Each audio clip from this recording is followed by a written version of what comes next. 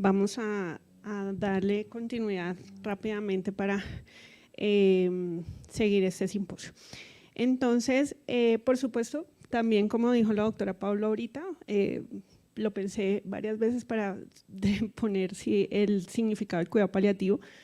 pero cuando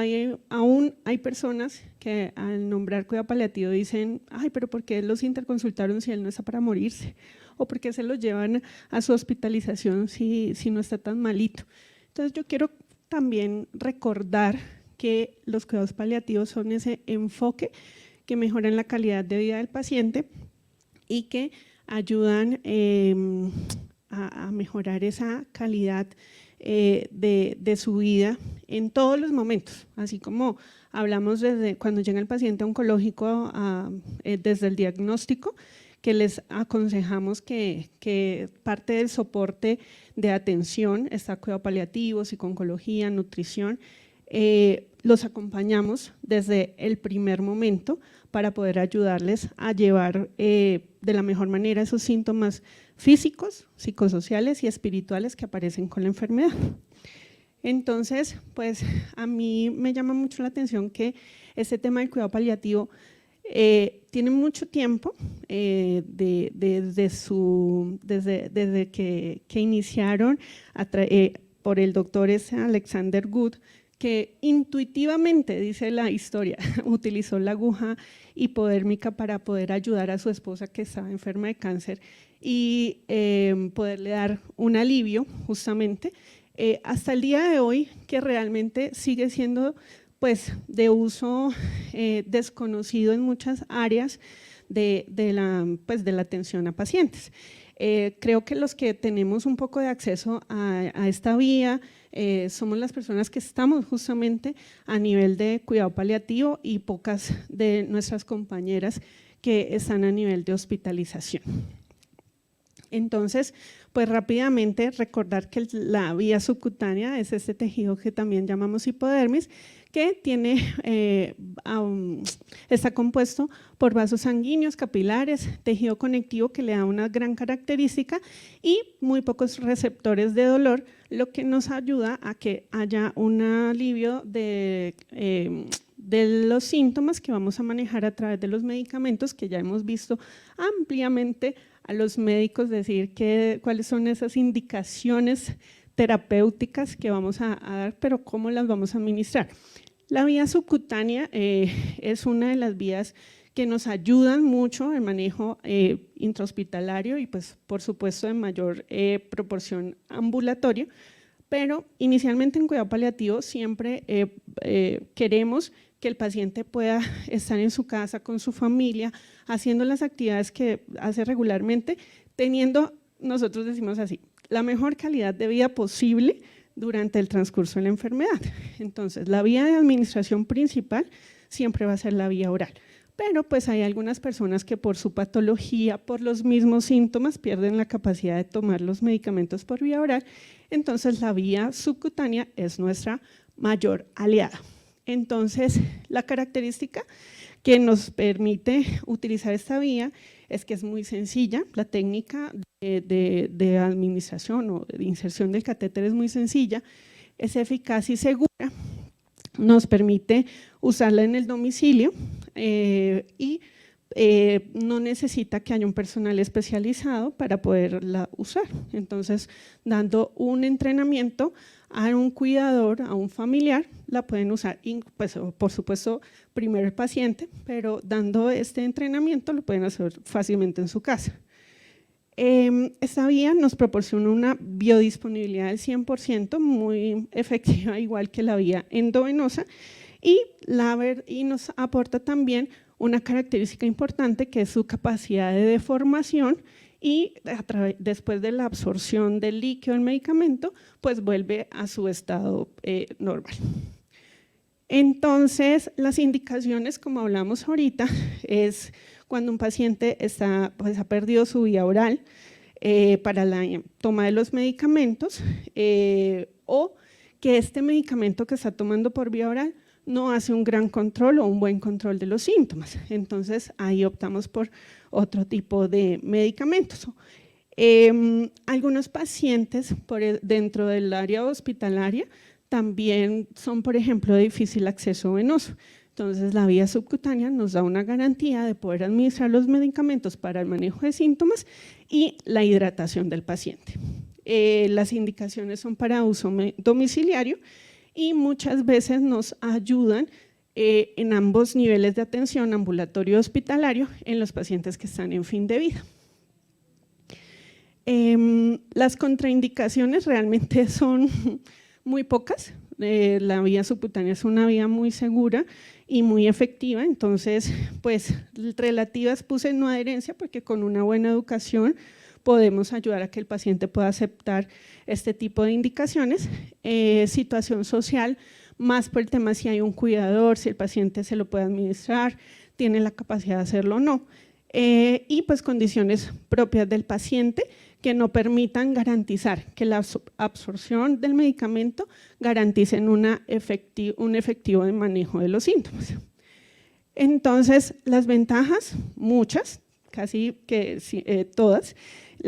empezando por la técnica, es muy costo efectivo, los materiales que vamos a usar son lo básico necesario en la atención en salud, entonces no, es muy costo efectiva. Brinda confort, seguridad y autonomía al paciente. El paciente puede seguir su estilo de vida, su vida normal y hacer un gran control de síntomas. Requiere un entrenamiento básico, aunque lo que le digo, una persona que no sea ni conozca nada de salud, está en la capacidad de poder manejar una vía subcutánea, entonces no hay necesidad de un gran entrenamiento, solamente con el entrenamiento que podemos brindar nosotros que tenemos el conocimiento, pues el cuidador o el mismo paciente lo puede hacer en casa. Hay una disminución en los riesgos con respecto a la vía endovenosa, por ejemplo, que es menores riesgos de infección, todo ese tema de flebitis y todo, pues estos otros riesgos que abarcan las vías endovenosas. Y por supuesto la efectividad. Las desventajas de la vía subcutánea o la administración de medicamentos por vía subcutánea es que a nivel de hidratación nos restringe un poco el tema del volumen que podemos administrar para la hidratación de pacientes, algunos medicamentos que por seguridad no se administran por esta vía porque pueden ocasionar más daño y reacciones cutáneas propias de cada paciente. Estos son algunos de los medicamentos que hay una lista, por supuesto, mucho más amplia, pero pues en general son los que en la práctica diaria usamos más frecuentemente por esta vía. Hay algunos que tienen unas indicaciones de dilución y de zonas de aplicación que pues son necesarias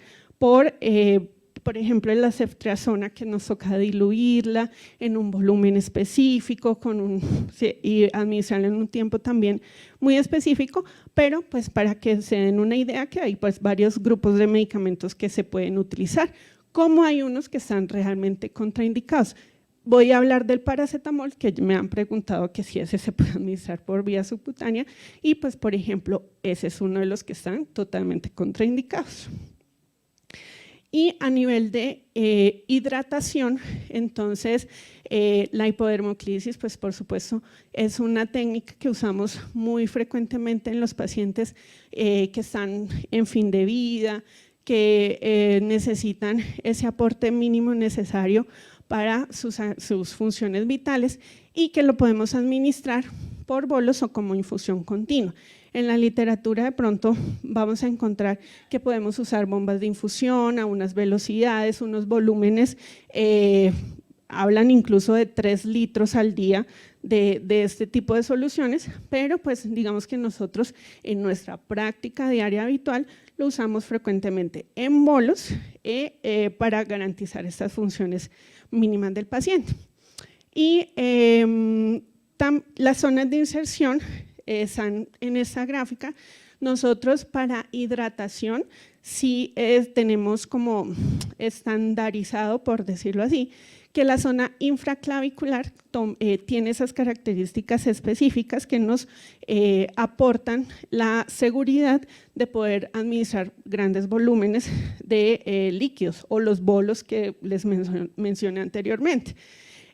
Para hidratación, digamos que nosotros tenemos esta vía. Como una segunda opción y a nivel muy individualizado, porque la elección del sitio es totalmente individual y diferente para cada paciente según sus necesidades, empezando que si el paciente es el que se va a administrar él solito sus medicamentos o es otra persona quien los va a administrar. Entonces ahí también vamos a ver cuáles son esas necesidades que tienen ellos.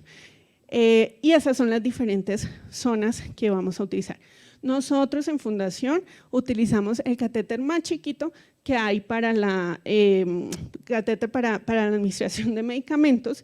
Hemos visto que en otras instituciones utilizan catéteres más grandes, pero realmente no hay diferencia. Él nos garantiza el aporte hídrico, el aporte de los medicamentos sin ningún problema y sin ninguna diferencia con respecto a los catéteres más grandes. ¿Qué complicaciones pueden llegar a ocurrir con la vía subcutánea o con la administración de medicamentos por vía subcutánea? Empezando, digamos, el más frecuente es la desconexión de la zona de punción, la salida accidental de la vía. Por algún motivo de pronto se les enreda en la ropa y se les sale. Las reacciones locales, ya sea por el medicamento, por la solución, o porque algunos pacientes hacen reacciones al tipo de inmovilizador que usamos y reacciones adversas a los medicamentos también. Yo les quiero mostrar algunas de las, se montó esa foto, algunas de las reacciones que hemos tenido, pues digamos realmente son muy bajas. De todos los pacientes, 1 o 2 son los que han tenido efectos de temas de la piel, y esta que se montó encima de la otra foto, que es una salida accidental del catéter, pero mira que la inmovilización, eso sí fue bastante exótico. Entonces, pues esas son algunas de las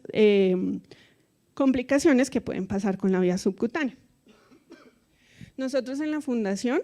tenemos como un modelo de atención en donde el paciente, la familia y cuidador están en el centro de todas nuestras áreas de atención. Entonces, esto viene porque la educación es parte fundamental de la atención al paciente. Y como hablaba la doctora María Adelaida y como hemos hablado todos durante la mañana, siempre la familia está presente en el cuidado del paciente y pues a eso nos dedicamos, a cuidar. Entonces, para eso, en la educación que damos sobre el catéter y el manejo de esta vía en la casa,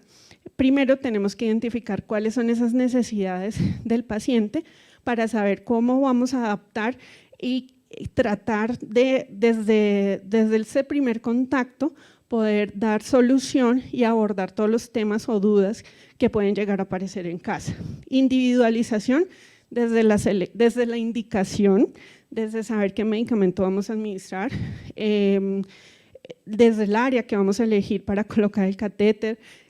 incluso la dirección en donde va a quedar el tapón, el conector libre aguja para poder insertar la aguja. O sea, todas estas cosas hay que individualizar con cada paciente para saber cuál es su objetivo terapéutico de manejo ambulatorio. La educación con el paciente en todo el proceso de la enfermedad y de la educación, me parece esta palabra súper importante, debe ser prudente, empática, asertiva, participativa, o sea, tienen todas las características y son una parte fundamental de poder enseñar. Y también nosotras desde enfermería, al identificar las necesidades,